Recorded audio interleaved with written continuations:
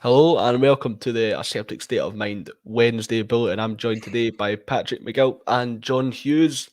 It's now 2 days since the announcement of Brendan Rodgers and the discussion continues.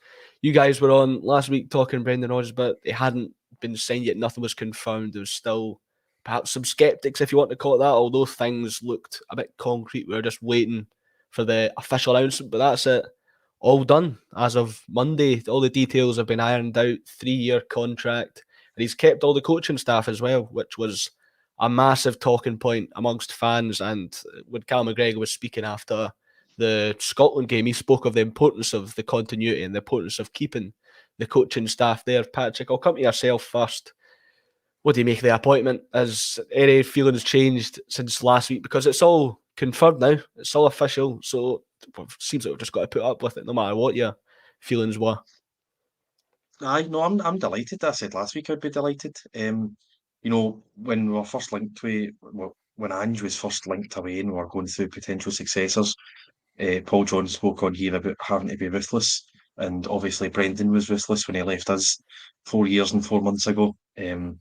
But we're going into this appointment with our eyes wide open. We know what type of character he is, but we also know the job that he can do, especially in Scottish football. We've given him a 3-year deal. It's quite probable, if not, quite likely that he'll maybe stay for 2-3 years, just see out his contract, and then probably try and move back down to England. Hopefully, that's the case. But I think he was the best possible candidate. So you can't really have too many complaints, even if the guy is always England for a move away. Yeah, it was important that we got it right. It had to be the best candidate for the job, and Brendan Rodgers was that. But as you mentioned, we're going into it with open eyes. We know what to expect from Brendan Rodgers now. So if he does sort of try and catch us off guard again and jump halfway through a season, we'll be expecting it. And any of these sort of quotes that he was saying before to get all the fans on side, it's all going to be empty words. And he can't really play with the heartstrings anymore, John, can he? Well, first of all, can I just say I didn't realise I was coming on today to supervise the nursery. It's nice to see both of you talking embryos, having having an opinion on Celtic. Very good. Look, essentially, it's a case of suck it up, Buttercup, isn't it? I mean, we've got our man. He was the best man for the job. I fully admit to the fact I had a particularly bad attitude. So I wasn't shrinking away from making my feelings known about Brendan. But ultimately, really, does any of that matter now? Because, it is in the past. Although I did have a good laugh at the staged, managed, the two things that they did that were so politician on the campaign trail, which was, let's get to work. So, let's forget everything that just happened there. Let's get to work. That's what you hear from the Tories now, and 13 years of total failure behind them. Let's get to work in the future. Now's the time. All that sort of stuff. And the picture, the staged picture with Peter Lowell, which I thought was absolutely hilarious. But it has to be. We need to address it. The PR department sitting there going, "We need to address this. How do we do it?" And get a picture of them together. And when Peter Lowell walks away, Brendan's back still won't be full of knives. But apart from that, joking aside. He is far, on that list, he was far and away the best candidate. So what do you want, right? You have to accept the realities. So our options were a whole load of unproven guys. So you have got a lot of, assistant managers going to be managers, some of them with a record and not a very good record in management, some of them without any record in management, or you're going to unknown guys, the Ange Postecoglou's of the world, who we couldn't pass judgment on. Can we say Brendan Rodgers is definitively the best candidate in the world? No, because we don't know, all the managers that are out there. But Ange was a huge gamble as well, despite his years and years of managerial experience. It was a gamble. and it worked out incredibly well. So that's your option. So it's either that or a proven manager. Brendan Rodgers is as high profile, proven and experienced as we can hope to get. That's full stop. We will not get a manager with more experience than Brendan Rodgers and at that level.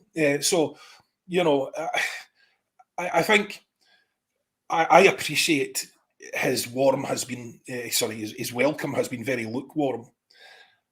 I have hardly been filled with an abundance of enthusiasm myself, but at the end of the day, when you look at it, if you just discount the past entirely, if Brendan Rodgers was walking into us today as coach and hadn't been here before, you'd be over the moon.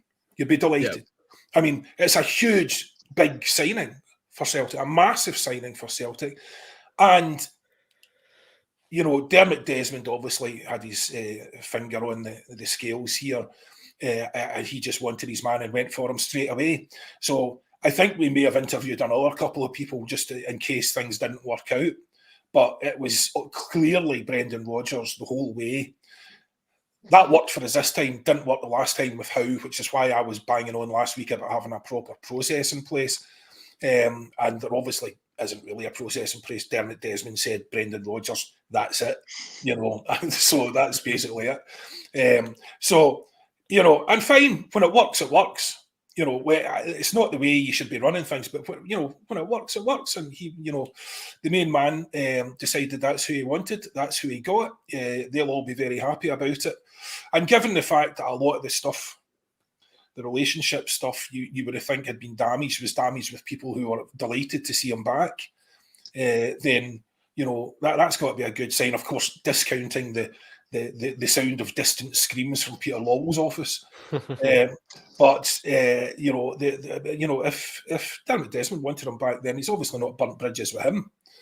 And there was a load of other factors as well that I hadn't looked at because I didn't want to hear what he was saying. You know, when he went to Leicester, he was very, very complimentary about Celtic, which I'm only seeing now because obviously I didn't want to hear a word out his mouth at the time. So, you know, look, overall, I think it's a massive win for us, and I'm delighted to see.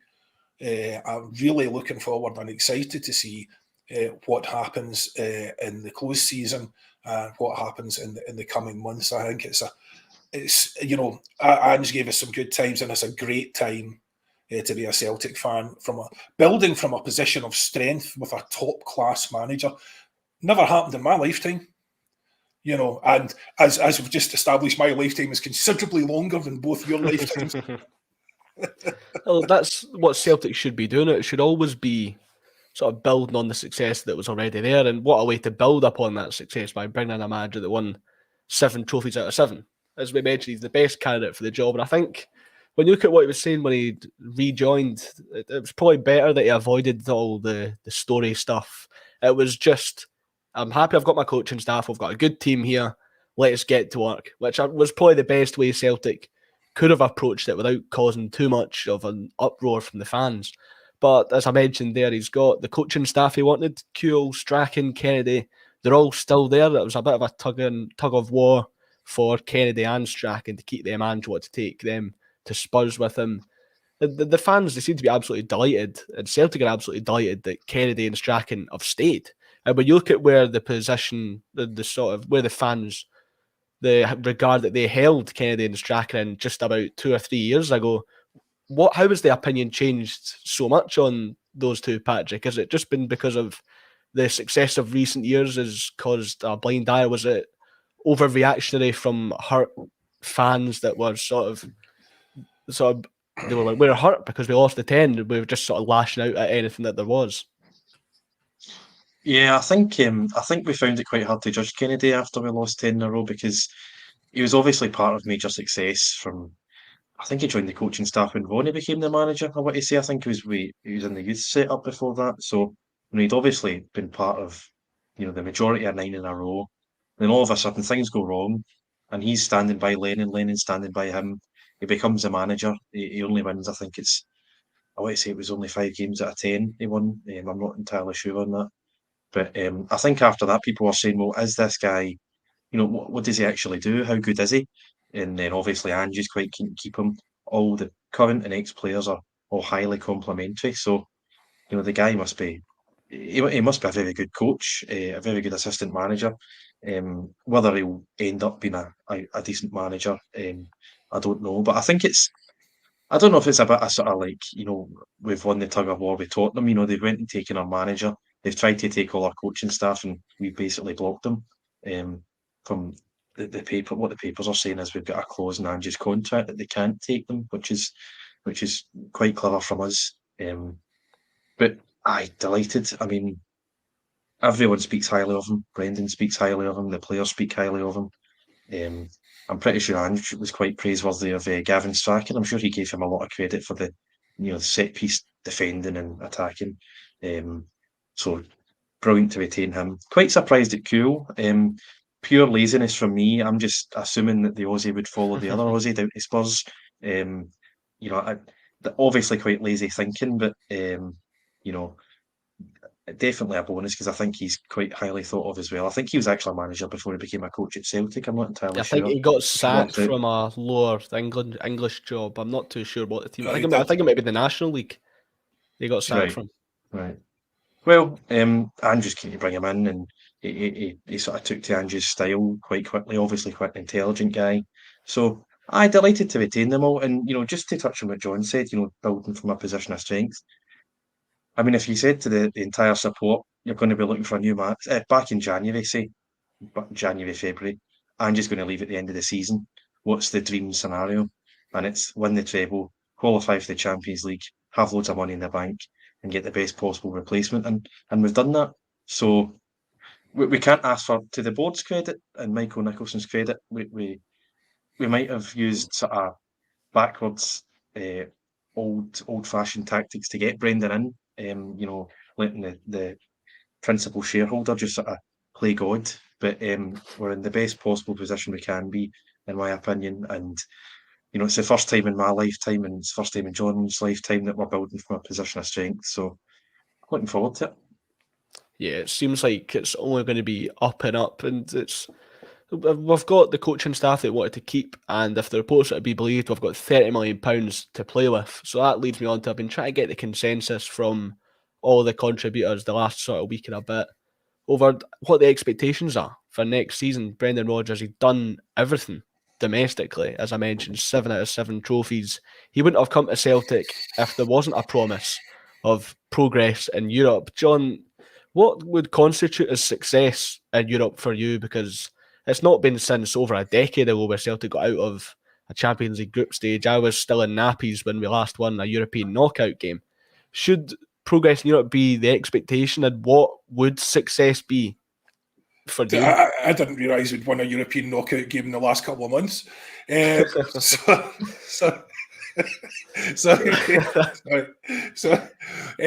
as to your previous point there, Patrick, if Strachan was getting credit for our set pieces, he should have been sacked. Only the good ones. Only the good ones. In terms of what we're saying going forward in Europe, as I said last week, one of the reports, and I was trying to find back where it was. It was one of those sort of WhatsApps that was doing the round of the list of things that he had demanded and got apparently. And I said, it just looked like a wish list. But the thing that was most noteworthy, in my opinion, was he'd asked for and got a commitment to the club for some sort of KPIs in Europe, for some sort of targets in Europe. So, as we had a big conversation last week about Bankier, just basically going, we don't, Europe's not worked out, so we didn't really bother with it, and we can't win that competition, he says, and then just, that's all right then, never mind, we'll not bother. So that sort of attitude, which seems to have been prevalent over the last decade or so, we can't have that. So I really, really hope, as I said, more than the appointment of Brendan Rodgers, the agreement of the board to have targets and accountability and KPIs for Europe could be the single most important thing that happens. That would be massive. We've never had it. never had it. There has been a vague wish. That's all there's been. So, and it is, it's not, a wish is not an objective, is not a target, is not a, it's like, oh, that would be nice, wouldn't it? So if you went into your boss and your boss said, listen, you don't need to hit these targets by the end of the year, but look, it would be nice, and I'd be happy if you did. Oh, would you? Aye, that's all right, don't bother. So, we have to have those targets, and I would be over the moon if that's the case. Absolutely over the moon, because that's going to apply then to the next guy as well, surely. So I would want us in this format. Obviously, it changes after this year, but in this format, clearly success for us is post-Christmas in Europe. So there's an argument, obviously, if we did well, if you did super well in the Champions League, get through to the next round, yeah, I mean, you might survive again, very unlikely, but let's say, that would be fantastic. But realistically, what is success is we need to finish first, third, we need to get out of that group, we need to get into the Euros. It may be a lesser competition, but it is, that's where we are at the moment. So, realistically, that's what we want to see. I wanted to see that last year. I was very disappointed when we didn't get a run at that last year, because I think we could do really well in that competition, and that's far more realistic for us. And I think the fans would enjoy it more. I think it could be much better for the players. You've got confidence in Europe, you're getting repeated games in Europe, you've got much more experience in Europe, you're no longer, worried about it, you're getting a good run of games. It could be brilliant in all sorts of ways, but we have to get out of that group. So third in that group is essential. And and obviously, the treble as well, but that's just by the by. Well, for so many years, it was the Celtic higher-ups who are just content with being better than Rangers. That was just enough. So it led to us falling behind on a European stage massively, where now we're so priced out by all of these bigger clubs that it's going to take a lot of progress. We've got to be consistently qualifying for the Champions League. But Celtic, with ambition to do something in Europe, it's a really exciting possibility. Corvo mentioned here the Europa League final in Dublin. It's written in the stars. That would be just down the road. That would be dead handy. It's 45 minutes in the train. Thanks, lads. That's all we need to do. That's it. So Pete's mentioned here, winning a couple of games for a start would be a bit of progress. We didn't win a game in the group last season. I think 2 draws against Shakhtar. So that would be progress, Pete. You're right. But to make progress, do you think, Patrick, a change in approach would be needed, given the gulf in quality that I mentioned already? Can you beat these teams by trying to play football that looks good, playing attacking football and going at them? Liam mentioned yesterday, made a very good point actually, some of the biggest giant killings in recent years, Sheriff Tiraspol beating Real Madrid, Ajax beating Real Madrid, they were achieved through playing with no fear. It was all about attack, but we've tried to do that under Brendan Rodgers and under Ange last season, and it hasn't worked. It's led to some embarrassing results, to be perfectly honest with you. Do you think a more pragmatic style, sort of a switch from how we would usually play in Scotland when we're totally dominant, would sort of prove to work for Celtic? Yeah, I think you have to. Obviously, that and if you're in the Champions League, will be a pot 4 team, and you're playing against that pot 3 team. Obviously, we get the 2 draws against Shakhtar. I think we'd have probably battered them if they didn't have Mudryk. If I'm being honest, if Arsenal had just Arsenal or Chelsea had bought him last summer, I think we'd have battered them about. To be honest, if only Chelsea bought Nkunku as well, then maybe Josip Juranovic would have a bit of an easier time. We had 2 of the best attackers in Europe running at him. I know we'd have had 12 points out of 12 out of those 4 games, but I think you do need to be more pragmatic. And I mean, what I say to Brendan's credit, I don't know if he deserves credit for a 7-1 loss, but PSG away, we played 5 at the back, and if you actually look at some of our European games, we have been unlucky with injury. I mean, we went to Leipzig away with Stephen Welsh and Moritz Jens as a centre half pair. Cal McGregor not get injured during the game as well. I got injured early in the second half, and we had to bring on Abelgard. And I think that 35-minute cameo was his longest amount of minutes in one game, because the guy is just perennially unfit, obviously. But you do need to be more pragmatic. You need to be more defensive. Obviously, you're saying you need to go and attack the opposition because they do have weaknesses. It's about identifying them and just trying to exploit them. Because 90-minute game of football, obviously anyone can win it over the course of a league season. The better teams almost always come out on top, but two-legged ties, there can be upsets, and you see it in Scotland. When we're struggling, it's because teams are in our face. The teams that actually like to have a bit of a go, maybe like Hearts, Rangers, obviously, Aberdeen, in years gone by, they've all sort of had a go, and that's when we've struggled. But obviously, as John was saying, we've got one more season of this Champions League format. If you can finish third and have a real run at the Europa League, and then the following season you get 8 Champions League group stage games or league games, and you need to finish in the top 24 out of 36 to get another 2 games in a sort of playoff round, so you can have 10 games. If you only need to win 2 or 3 or get a couple of points, and you can have 10 Champions League games. So in terms of finances, that'll be fantastic for us. It's just about keeping the coefficient up so that we can constantly, sort of win the league, qualify, and if we do get to the Europa League final in Dublin in May, maybe John's care home will let us stay before we make the journey down. Do you think that's possible, John? Is there enough room? Fair play. James and Pat slag Yoki the grander back. I'm more of a respect your elders kind of guy. I wasn't going to go in with a low blow, but I'm glad Paddy done it for me. That's fair enough.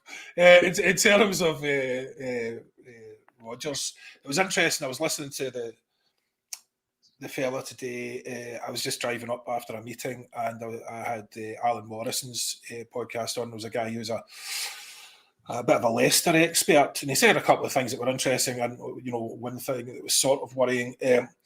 He said a few things that were worrying actually, but again, there was positives in there as well. But in terms of flexibility, we know that Rodgers is far more flexible than Ange was really, and he will play whatever system suits depending on the opposition. So when he went down there, he was playing 4-1-4-1, and he had a lot of success with that. Ideally, he was playing 4-2-3-1 or 4-3-3. Apparently, only ever went to 5 at the back when there was injuries. Now, the interesting thing was that apparently they set up last year, for the whole of last year during close season, they were setting up to play with inverted fullbacks. And then those boys, both of whom apparently were critical, got injured. So that scuppered the entire, build up from the season. So that's interesting, though. I didn't know he was thinking about that or was intending to do that, because apparently he had some success with it. So that was good. What he did say, though, which brought back a few memories, was when Rodgers is faced with what he believes to be superior opposition, he sets up essentially counter-attacking. He doesn't have a goal. And as a result of that, the Leicester guy was very frustrated because he felt that they could have taken X number of points from just attacking teams because he felt they were good enough to do that. Now, the argument is, are we good enough to do that? And is it a better approach? The counter-attacking thing isn't a bad shout for us. Conceding lots of possession is definitely a bad shout for us. So, it might have to be counter-attacking, but we're still pressing very hard and very high because, if we concede a lot of possession against much superior opposition, we are going to get pummeled. So we need to keep it aggressive. And again, I have no problem with counter-attacking. We have the players to do that, and I think that would suit us well. I'm not sure how he's going to set up, and it's going to be so interesting to see what he thinks of the makeup of the squad, because he likes a big athletic midfielder. that sort of guy, the kind of boy that's been linked with us. What is it, Ndidi? But but as someone said, you just want to sign him, so when he scores, you can go, yes, indeed. But the headlines write themselves. But apparently he's on like 75 grand a week, so that's just a dream. He's never coming. But he does like a big athletic midfielder, and that is not the makeup of our team. So I really do wonder what his first moves are going to be, and in terms of how he's going to present himself going forward. I tweeted out the other day, I think he's very much going to be actions speak louder than words. I think he will want to get a few signings under his belt. He will want to get a stamp on the team before you see a lot of them in the media. I think his first media appearance is this Friday, and he will need to deal with some of these issues. So it'll be interesting to see how he approaches it. I don't know, lads. What do you think he's going to do? Do you think he's going to come out all guns blazing? Do you think he's going to come out apologetic? Where do you think he's going to pitch it? It's going to be box office viewing, nonetheless. I think you can't. Rodgers, he's always sort of been sort of straight talk. He always likes to. He's good in the media. He's always got something to say. So I don't think he's going to try and shy away from it. I think he'll tackle it head on. Whether that's going to be for the best for the fans' view of him at Celtic, you never really know. Paddy, what do you think will happen at Brendan's first presser? I don't think he's going to come out and apologise. I just can't see that at all. I don't think that's admitting he's wrong if he comes out and exactly, because obviously, I mean, from a neutral point of view, he wasn't wrong. He went down, he finished fifth twice, he won the FA Cup semi-final European competition. So, you've got to say that's a successful spell at Leicester, even if, monetary constraints did sort of end up hampering him and hampering the club, and he gets sacked in 17th or 18th or whatever it was. But guys with that ego, with that stature, who are, with that ability, if you want to call it that, they won't come out and apologise in press conferences. They'll try and word it differently. And if he's constantly asked the same question, I'm sure Celtic will just tell the journalists to, start asking different questions, or Brendan's going to leave. Start asking questions about the team and the new season and what the plans are. He's not going to be apologetic, I don't think. Well, he's going to deflect, isn't he? Because at the end of the day, he can't give his side of the argument, because in different circumstances, maybe he can say, look, I had problems, but he can't, because the man responsible for those problems is currently chairman of the club and was sitting next to him when he was signing his contract. So, it's a difficult one for him. He doesn't really have any choice but to deflect. I would, however, very much hope that behind the scenes there is an acknowledgement that there are people who are annoyed. And, I've said this repeatedly this week, I don't know why people in this argument think you can tell people how to feel. You can't tell people how to feel in any other aspect of your life, although I'm sure there's a few single people out there who might think you can, but you cannot tell people how to feel. So if people are angry or annoyed, you saying they shouldn't be angry or annoyed, that's like in the middle of an argument going, calm down, just calm down. Do you know what I mean? It's a sure way to get divorced. Do you know what I mean? So it's I think there has to be some acknowledgement that people are annoyed. Now, I would hope that behind the scenes there's a bit of outreach going on there. Maybe he's meeting with Green Brigade or fan groups, or going out to talk to them and have a bit of a chat and try and settle the waters. At the same time, I think people are entitled to their opinions, and very much so. And I'm not going to tell them how to feel, but I wouldn't want to see any display of that in the stadium at the start of the new season. Yes, you're annoyed. Yes, you're fine. But this is the manager. He is a very, very well qualified manager. He is now integral to the success of the team. You have a choice to support the manager and the team. He has done nothing wrong this time yet. So if you want to criticise him on his performance. Yes, again, as I say, let's not take away from people. I think that the club has work to do. I think people are entitled to their feelings, but I don't want to see any display of that, in a stadium. So, hopefully the club will do what they have to do. Brendan will do it. They didn't go into this blind. They knew there would be this reaction. You know what I mean? So I don't think I've seen a manager greeted with less enthusiasm. Given what a massive signing he is, given how important he could be, given how important this could be for the club, to get this sort of everyone's, it's like you're having this inner conflict with yourself, and I am as well. So I'm not criticising anyone for that. But again, let's just, as I say, let's get to work. Yeah, it's such a strange sort of feeling around the appointment. It's not the lack of enthusiasm. It's not about the quality of the manager. It's about the person behind the manager. It's going to be an interesting few weeks to say the least. But we'd like to get everyone in the comments' opinions on the show. And John's been running a few polls on Twitter. You guys think a 4-2-3-1 is the place, is the formation to use in Europe? So that would suggest a revert to what Rodgers would usually sort of utilise in Europe. And he's going to be upgrading the team somewhere. There's going to be improvements that need to make. So, Patrick, if you're lining up this team 4-2-3-1 for a Champions League game, who starts and which positions are improved? Because I think you've got to have a new goalkeeper there. You'd have Johnson, Carter-Vickers. Controversial opinion, but you've got a new centre-back right there next to him. You have Taylor left-back, O'Reilly, Hatate, McGregor. Dream scenario. Then you would have Abada, Kyogo, Jota. But if Abada's out the door, then a new winger. Patrick, how would you line up?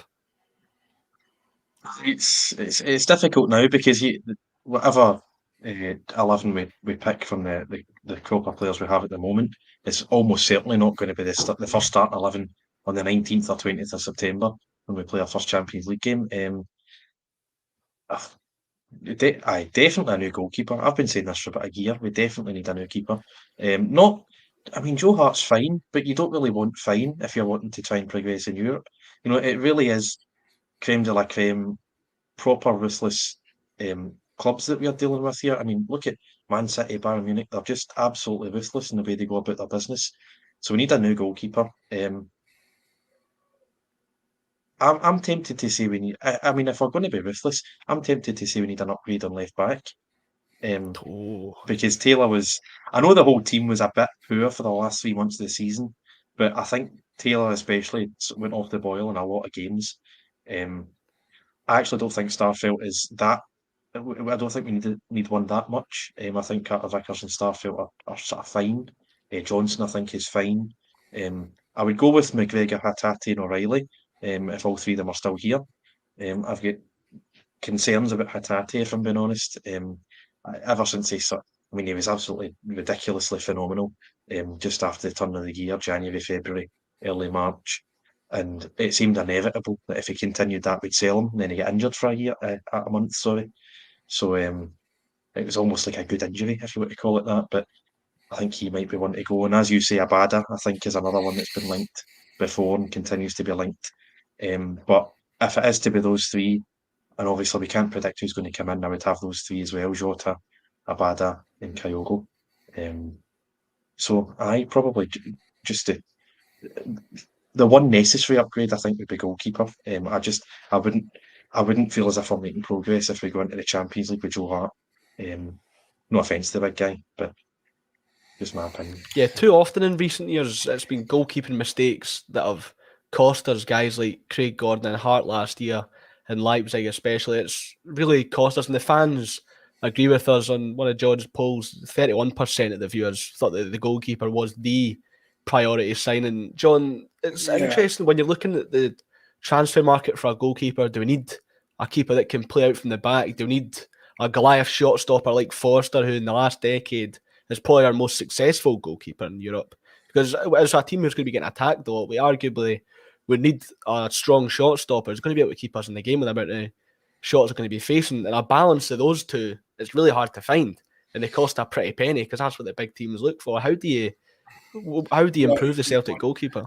So first of all, I'll come back to the formation thing, but that particular, I've run that poll before. You remember, Patrick, you got it wrong back then as well.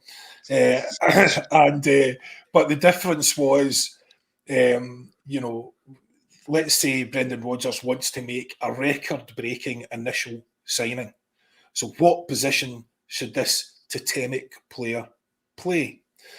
And you were saying you were surprised at, for instance, how close the other positions were, like midfield, 25%, striker, 22%, all Yeah. that. But that's because we asked the question differently the last time. Because if you're saying totemic player, record-breaking signing, then the majority of people think, okay, well, the reality is, yes, we're relatively strong in midfield, but that's where games are won and lost. So, you want a guy in there. Striker, critical, absolutely critical. Another central defender, critical, absolutely critical. And I think I would have all three of those before I had a keeper, because I believe, it's very, very difficult, as you say.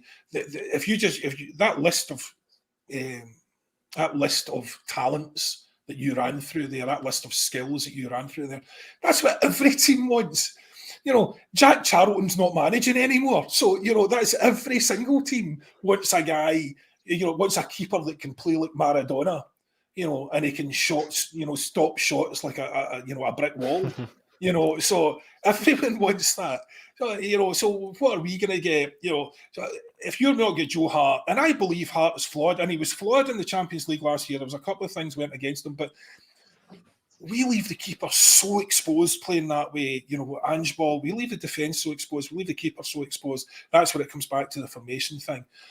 So you can be made to look very foolish at this level, against the world's best players when you're completely exposed. So who are we going to find for any sort of money that can save like Hart, that can, he's managed to learn how to play out with his feet. Do you know what I mean? Brendan Rodgers' last effort at a goalkeeper was Craig Gordon, he was as good with his feet as a one-legged man that just been kneecapped. So it's you've got the Hart there.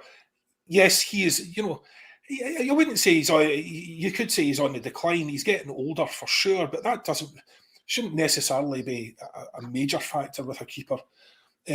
But we have to find someone who is this miraculous blend of skills for something approaching, what we can afford to pay. That's very, very difficult. So, is he in the building? Is Siegrist the answer? Who knows? We know Scott Bain isn't the answer. Absolutely not. So, unless the question is who should we move on? So, it's a difficult one. The position, if I had a choice, I would upgrade, either left back or central defence. I would upgrade at least one of those big, magic, athletic, midfielders that can run forever and disrupt. All of those things, another real quality striker, because Kyogo's hamstrings are all that stand between us and having an unproven striker. So, there's lots of areas you could look to build on. And as I say, that's twice we've ran that poll, and it's twice that everyone got it wrong by saying goalkeeper. It's an interesting point you make, because I've been doing work on the Acsom blog recently, and I was going to work on a piece on a potential goalkeeper Celtic could get. And as I'm looking through these leagues and looking at these keepers, the options aren't really there that Celtic can afford. But you can't really shy away from the fact that it is a problem area. I was surprised when I saw the midfield was the second most voted option. I think the midfield's one of our strongest positions. I thought Rio Hatate was a standout player in Europe. I think Callum McGregor is vital. If we're going to play a sort of attacking style of football and not be pragmatic, Callum McGregor's important to that, because if we're starting from the back, McGregor's the guy that gives the composure to our centre-backs to have the ability to play off the back. He's always there, he's always available, and he's always the option. But we're getting light with a midfielder at the moment. Odin Thiago Holm, Norwegian outlet Native Easton, he's currently having his medical in London, and the deal will be completed soon if he passes it. 20 years old, and he was recently up there for the Golden Boy Award, which is for the best under-21 players in Europe. So clearly highly rated coming from Norway. I thought the talks had dried up for a few days the papers had went quiet. So I was thinking that it was all paper talk, it's all over. I actually said that yesterday, and come today he's had this medical down in London. So, Patrick, what do you think Odin Holmes' potential signing says for the Celtic midfield? Do you think somebody would have to go if he's to come in? Because there's lots of midfielders at the club already, I think. Yeah, we've got an abundance, and it's just a matter of how many are good enough. And when you say how many are good enough, what level are you talking about? Because I mean, if you're talking about the Champions League, we're never going to have 11 that are good enough for that. If you're talking about Europa League, yes, you could have maybe 8, 9, or 10, but you're probably going to have 2, 3, 4 leaving every single window.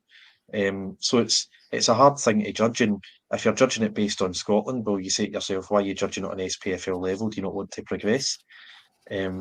So it's an interesting one. I think, it probably dried up because all the papers were focused on Brendan for a few days because everyone was in tenterhooks. I think since Wednesday night, Thursday morning, everyone was just sort of waiting for the announcement to come. But by the sounds of things from that report that you mentioned, it sounds as if as long as he doesn't feel his medical, it should be over the line. I doubt it's a Brendan Rodgers signing. It's almost certainly one that Celtic have been scouting for a while. From the 5 seconds I've seen on him on Twitter, he looks a brilliant player. The one clip I've seen, he skips past 2 players in midfield, so I'm delighted. I don't see him going straight into the first team. If you want to talk about maybe Abada and O'Reilly, these are guys who came in, immediately made an impact, but it was because they had to. If I remember correctly, O'Reilly came in because Turnbull and Beaton were injured, and we played Turnbull got McCarthy in injured in midfield the against. final. And we're playing McCarthy against St Johnstone, and all of a sudden we had to go to Tynecastle, had to play Rangers. Then Abada, obviously, right at the beginning, we just had a mass exodus, and he was the first signing. So luckily, he made an immediate impact, and luckily we're not in that situation anymore. This is a guy who he can come in, young guy, so it'll be hard for him to settle in. He can sort of learn how the manager wants to play. With all due respect, I don't know where Valarenga finished last season, but I Near the imagine relegation. They're just off the relegation zone at the moment. right. I'd imagine Celtic play at a higher level than Valarenga. They certainly play at a higher level than most Norwegian teams, I would say, if not all Norwegian teams. So I can't see him making an immediate impact unless he turns out to be a wonder kid. But it's good to get the first signing over the line because with all the manager speculation, all of a sudden it's the 21st of June and you're saying, oh, we've not made a signing yet. And you probably don't need a signing and you probably don't need new players unless people go out the door until, the Champions League rolls around middle of September. So you still get 3 months, but it's good to have the first signing over the line and see the club are making progress. Yeah, with the players that leave the Norwegian League, it's quite hit and miss. You'll get a Haaland or an Odegaard that'll go out and hit the ground running. But a lot of the players that have recently left the league, from like Bodo Glimt in particular, they've gone to big clubs around sort of Europe's top 5 leagues, failed, and gone right back to Bodo Glimt. So you'd hope he wouldn't suffer a similar fate to that. But John, the talks have been ongoing since before Rodgers came into the club, before he was announced. Yeah, well, since the move's progression now, do you think he's green-lighted it? There's a couple of points there. First one is Odin is a very cool name. Absolutely. King of the Norse gods. So great name for a young player or a loyal dog. But in terms of our midfield, I mean, we went through this the other week. So Sorrell, Shaw, McGregor, O'Reilly, Hatate, Turnbull, Moy, McCarthy, Wata. So is there room in there for him? Yeah, there is. Because there's a good few of those boys that need to be on their way. And we did that, we going through the strengths and weaknesses the other week. So for sure, in terms of the club making a sign, it was an interesting something I picked up on when I was listening to that boy from Leicester talking. He was saying that a couple of the really strange signings they had, because they have the model that we should have, the infrastructure in the background. Their business model is they buy them as potential, build them up, and then sell them on a much higher rate. The difference being obviously what they're buying as potential is much more expensive than what we are buying as potential. So that's just the way it works, and that's where we hope to be in the future. But they were talking about Rodgers specifically insisting on 2 players. They pumped Southampton 9-0, and then Rodgers signed both their centre halves, right? And he insisted on it apparently, and they considered that, he phrased it as the manager shouldn't have been interfering with the signings, and I just thought that was such a strange thing to hear. The manager shouldn't have been interfering with signings. This is bizarre, because that's not the way. We are still running the manager as king model, but that's not the model in my view. We should be running, because Brendan's going to be gone in a couple of years. Someone else will be in. So the club needs to be able to continue functioning. And we have that same business model at a slightly lesser degree. So the kind of people we are buying, we should not really be deviating from, unless there's a very, very good reason. And those particular 2 signings cost Leicester dearly, both on the park and in terms of they gave them huge contracts, and they were basically hopeless. So, that cost them very, very dearly. So if you get that wrong, if you go all out there, and without sticking to your model, because, when we sign people, if they don't work out, if you look at who we signed in the last year, if we don't work out, it's like, I mean, the only ones we took any real risk on were CCV and Jota, and that wasn't a risk because we'd seen them play for a year. But everyone else, it's like, if it doesn't work out, we'll move them on, we'll get a few quid from them, fine, whatever. So, the idea is that it's low risk, high reward, and people will come. He did say the positive thing about Brendan is people will come, especially young players, will come to the club because Brendan has a track record of making players better. So, and they had a couple of players that went to the club specifically because Brendan was there. So, that's a real positive. But we need to be careful because, we're talking about, he's been promised, he'll be able to, sort of break the model and make a couple of, big signings. Well, they better work out. They really better work out, because we can't afford to make mistakes like that. So, they would need to be proven, guaranteed box office, a guaranteed success on the pitch, because we can't have £12 million failures. We can't have £15 million failures. It just can't happen. So, breaking the business model is only a good idea for as long as you're successful and as long as it's working. And suddenly when it goes wrong, everyone just says, well, you shouldn't have done that because that's not what we do. So, I've seen it before in business, and, you can go from hero to zero very quickly.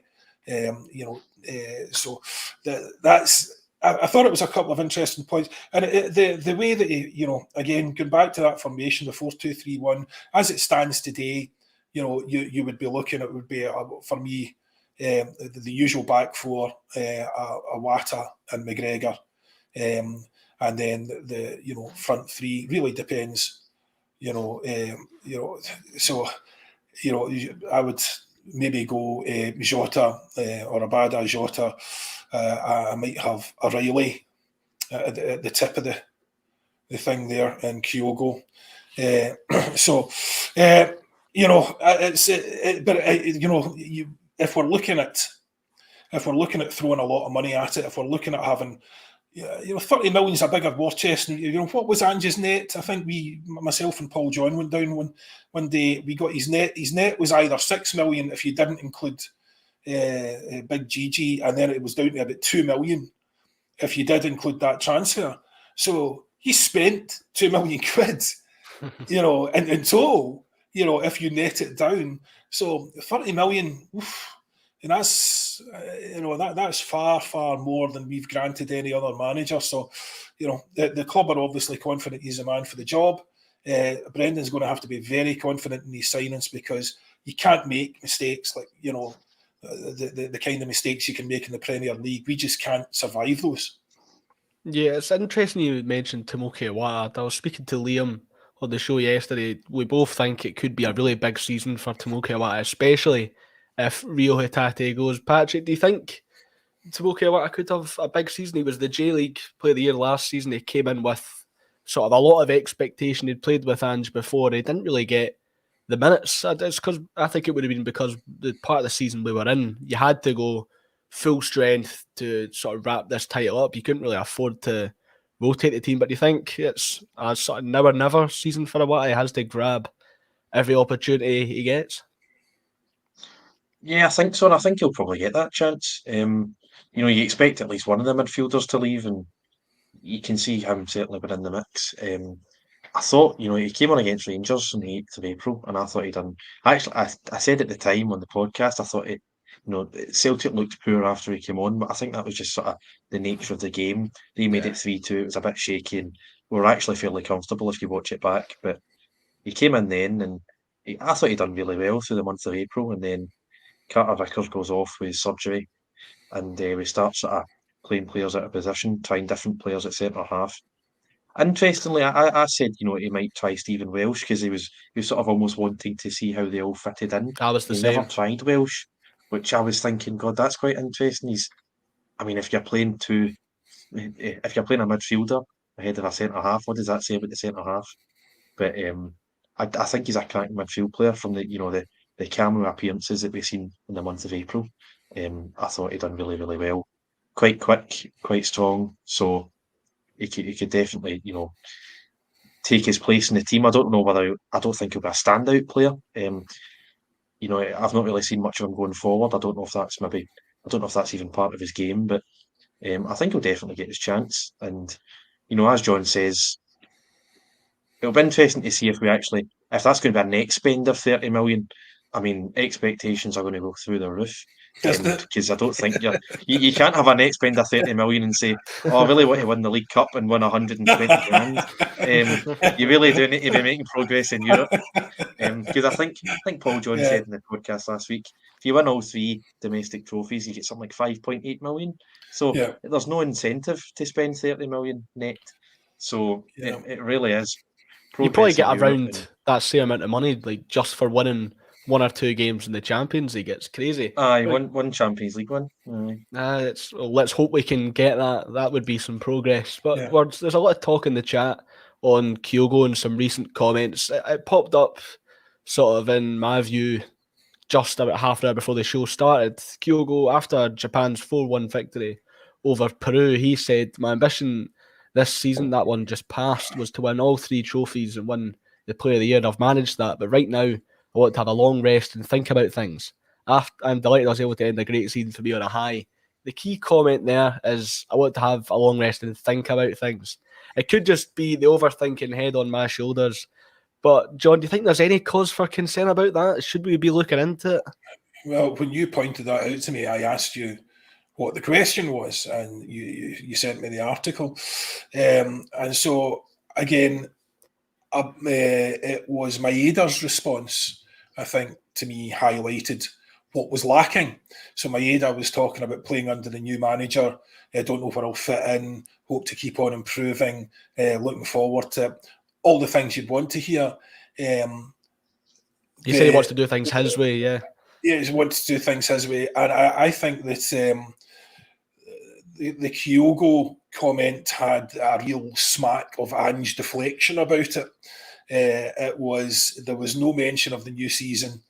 There was no mention of the new playing under the new manager. There was no mention of how he felt about that, really. So there's always the possibility something's been lost in translation. Maybe that's just where his head was at the time. Maybe it means nothing.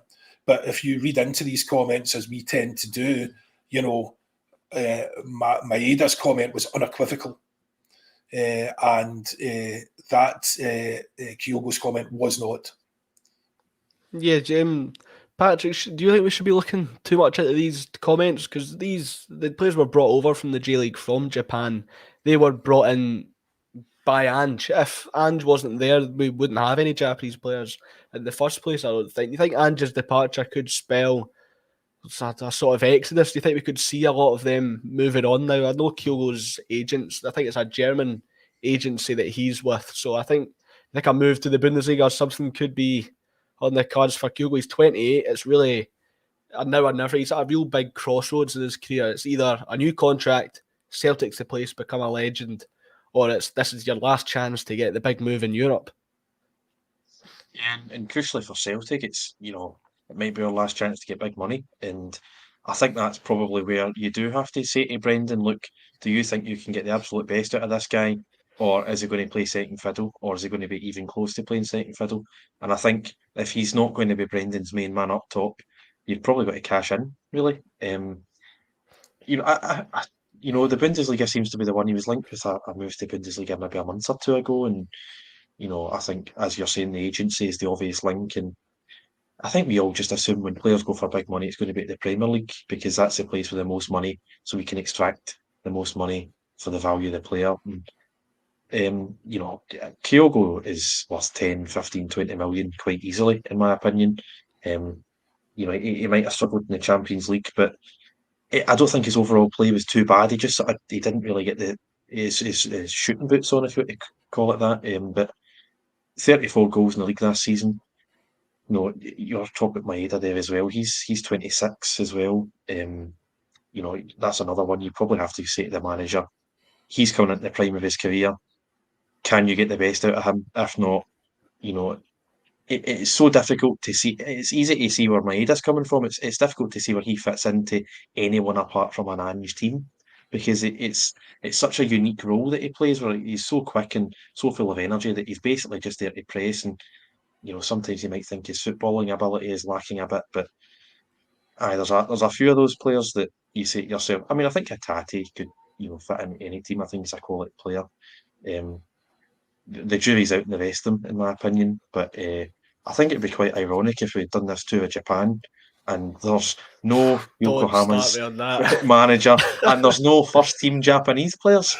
That would be the most hilarious twist. And I'm sure Rangers fans would be rubbing their hands talking about how we cancelled in 2008 and we're going to cancel in 2023. And I'm not saying we're not going to sell Kyogo because we've got a tour coming up, but it would be really quite difficult to pull that off without any, big Japanese stars. As long as Brendan Rodgers isn't up on a stage telling stories about meetings with Shinsuke Nakamura or whatever, then that would be the worst possible thing that could happen on that Japan tour.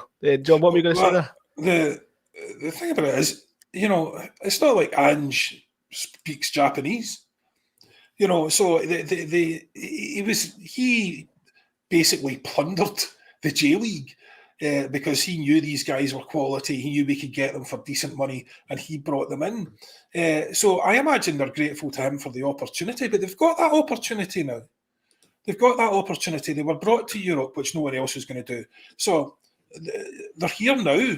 So, whether Ange is here or gone, I don't really see why that would be a factor other than the fact, I'm sure they're grateful, as I say, to him bringing them, but he's not going to take them to Tottenham.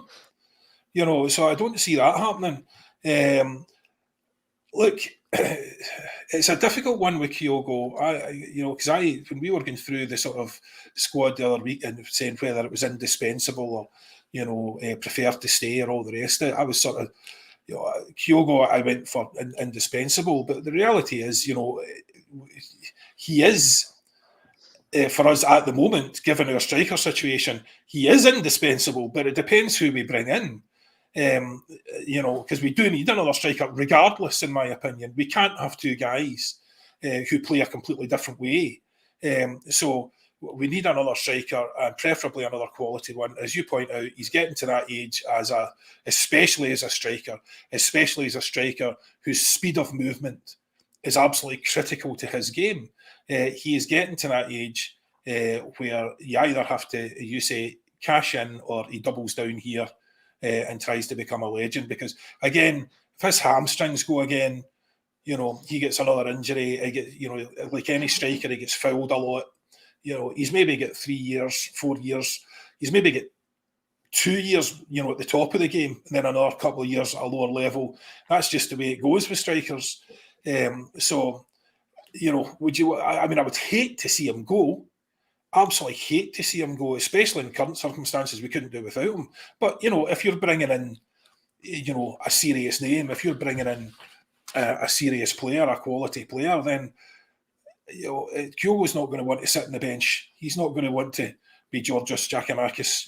He's not going to want to sit on the bench for every week. So, and he will have plenty of options. It's not just because he's top striker in Scotland, but because of the way he plays. his style of play is fantastic. For me, he's so sharp. It's a thing of beauty to watch it. And the way he was finishing. You're talking about the Champions League, Patrick. But I mean, he wasn't even on a game at that point. He hadn't even started playing well at that point. So he only came onto a game later on in the year, and what a game! What a game he comes on to. Fantastic to see. Wonderful player. And, again, if we're going to pull something off in the striking department, it's going to have to be very, very, very good in order to replace Kyogo, because it's not easy to replace, 34 goals a year. So it would be a big, big loss. Do you think the story, John, of Celtic's summer transfer window, then it's going to be more about replacing the players that leave? Because we've talked about quite a few players now that could potentially be out the door. Do you think it's going to be more replacing the players that go than building upon what we have already then? Yeah, because I mean, they are, some of the guys that we're talking about going, they are your premium assets, they're premier assets. That's what everybody wants. And hopefully, if we've got, if we get sort of, 10, 15, 20 million, if we're willing to put 25 million into the next guy, a net spend of 5 million, that would be unbelievable. That takes us to a different league. That's the whole point. This is what's so exciting about this. Is any of that true? What is the transfer budget? That's what I'd like to know. And basically, how can we get to that next level? And we have all the issues that come with that, the challenges that come with that, the wages, the fact that, we don't really need players of that quality for the rest of the year, other than in the Champions League. So we have a huge number of challenges, but it's going to be really fun to find out over the next couple of months. So very much looking forward to it. Yeah, with the whole penny pinching outlook behind us, apparently, we can't be too certain until we see the proof in the pudding. Yeah. It's going to be a very exciting few months for Celtic. Thank you, everybody, for getting involved in the chat. Just under 1,000 people joining us for the full hour. If you have enjoyed the show with me, Patrick, and John Hughes, be sure to press like and subscribe, and we'll see you tomorrow for the Thursday Bill.